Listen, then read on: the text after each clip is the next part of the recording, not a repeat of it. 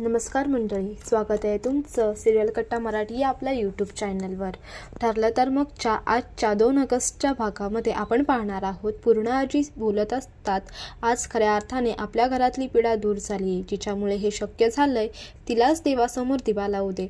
तसंही हा अधिकार घरच्या मोठ्या सुनेचा असतो आणि सायलीला दिवा लावायला सांगतात. सायलीला खूप आनंद होतो आणि तीसुद्धा लगेचच दिवा लावायला जाते. तिथे प्रताप येतात आणि ते सायलीला म्हणतात, सायली बाळा, देवासमोर दिवा लावताना डोळ्यात अश्रू आणू नयेत. चेहरा प्रसन्न आणि हसरा असावा.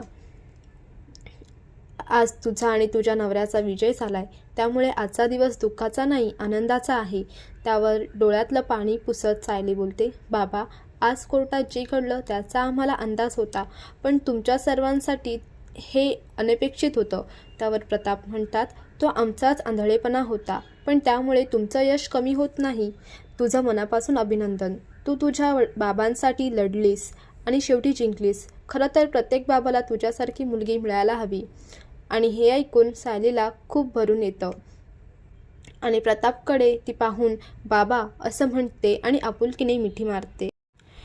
इकडे रविराज त्यांच्या खोलीमध्ये येतात आणि प्रतिमा शांत झोपलेली असते. तिला पाहतात आणि ते तिथे तिच्या बाजूला जाऊन बसतात आणि त्यांना आठवू लागतं जेव्हा प्रिया त्यांना तन्वी म्हणून मिळते आणि ते म्हणतात, माझी तन्वी, माझं बाळ मला मिळालं, आता मी तुला कुठेच जाऊ देणार नाही. तिच्या साखरपुड्याच्या दिवशी तयार झालेली असताना जेव्हा तिला ते म्हणतात, किती गोड दिसतेस बाळा तू, तुला लहानाची मोठी होताना पाहता नाही आलं मला. हे सगळे चांगले क्षण आठवत असताना ते प्रतिमेचा हात हातात घेतात आणि मग त्यांना कोर्टात जेव्हा प्रिया खरी साक्ष देते आणि कोर्ट तिला 7 वर्षांची शिक्षा करतं, हे सगळं आठवतं आणि हे सगळं आठवून त्यांना खूप रडू येत असतं.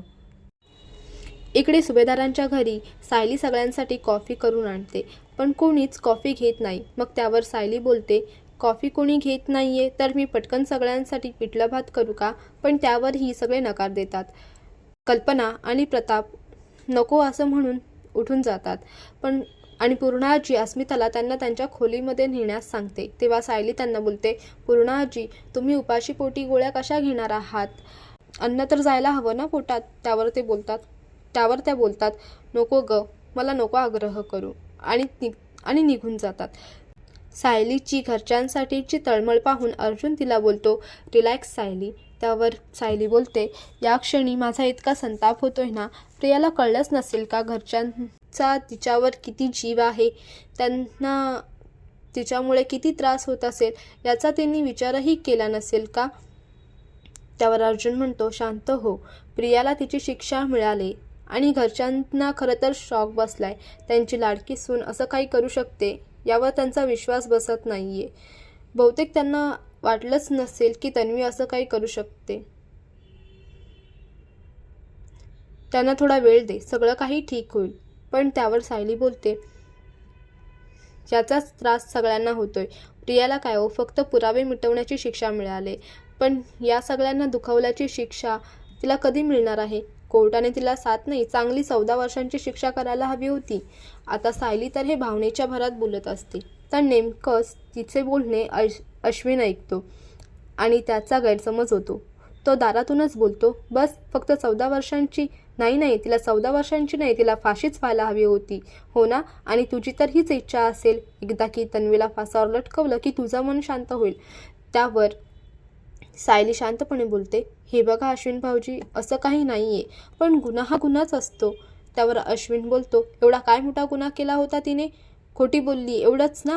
या घरात सगळ्यात जास्त खोटं तुम्ही दोघं बोललात, पण जेल फक्त माझ्या तन्वीला झाली. तुम्ही दोघांनी मिळून फसवलं तिला. त्यावर अर्जुन बोलतो, आम्ही मुद्दाम फसवलं? तन्वीने स्वतःहून मान्य केले तिचा गुन्हा.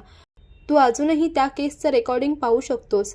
पण चिडलेला अश्विन बोलतो, ते बघायची गरज मला वाटत नाही, कारण मला माहिती आहे तुम्हाला तिचा आधीपासूनच राग येतो. आणि सायलीला म्हणतो, तुझ्या नवऱ्याशी ती लग्न करणार होती म्हणून त्याचा राग तू आता काढतीयस?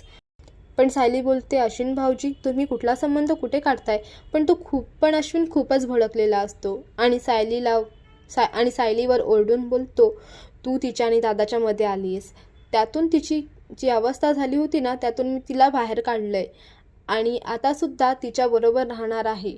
त्यावर अर्जुन बोलतो, अश्विन जुन्या गोष्टी का उकरून काढतोयस? तू आधी जाऊन ते फुटेज बघ ना. तर अश्विन त्याच्यावर सुद्धा चिडतो आणि बोलतो, अरे तू तर बोलूच नकोस. या सायलीने तुझे कान भरले आणि तू तन्वीवर वाटेल ते आरोप केलेस आणि तिच्या सांगण्यावरूनच तू तिला जेलमध्ये पाठवलंस. बायकोच्या ताटाखालचा मांजर झालायस तू. त्यावर मग अर्जुन पण चिडतो आणि बोलतो, तोंड बंद कर तुझं. रागाच्या भरात काहीही बोलतोयस. तुझे डोळे आणि कान उघड प्लीज आणि मान्य कर की तुझ्या बायकोनी गुन्हा केलाय आणि आता अख्ख्या जगाला कळलंय की तुझी बायको किती खोटं बोलत होती, पण तुला तुझ्या प्रेमासमोर काहीच दिसत नाही. त्यावर अश्विन बोलतो, हो आहे माझं माझ्या बायकोवर प्रेम, कारण तिचं तुझ्या बायकोसारखं पोटात एक आणि ओठावर एक असं नाही आहे.